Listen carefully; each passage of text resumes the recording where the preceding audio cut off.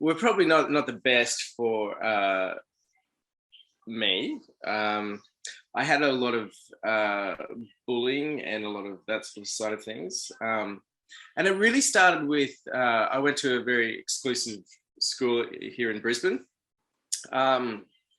And it all started off in my English class. He was doing this at the start of year 8 in my high school. The teacher was getting us to do a spelling test.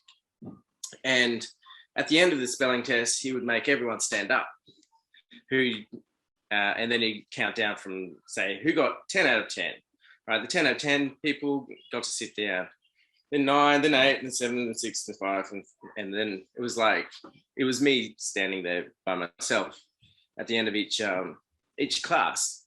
And it went on for a couple of weeks. It went on for like 6, 7 weeks, and I was always the last person in the class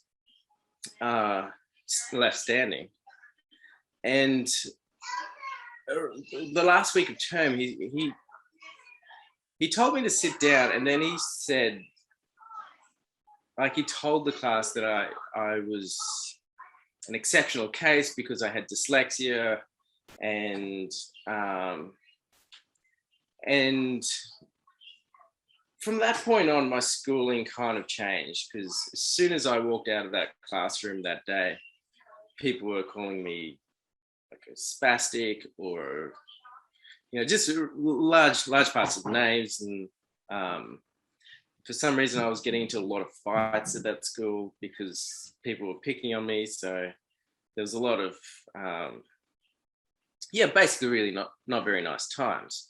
And it all stemmed from that one class, that one unit of standing up in front of the class, always being the last, and just that one subject managed to somehow make my schooling outside of the classroom something that was really, it wasn't very nice.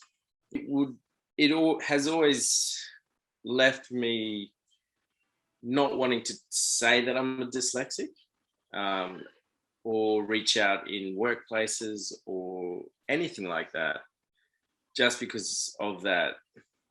It changes people's perspective of you. They think that there's something wrong with you, or you're somehow inferior in some way. And in a lot of ways, it actually can really be a massive benefit. Because you're not good at this type of thing, but you develop coping mechanisms and different ways of approaching things, which is, in the long term, can be really, really helpful.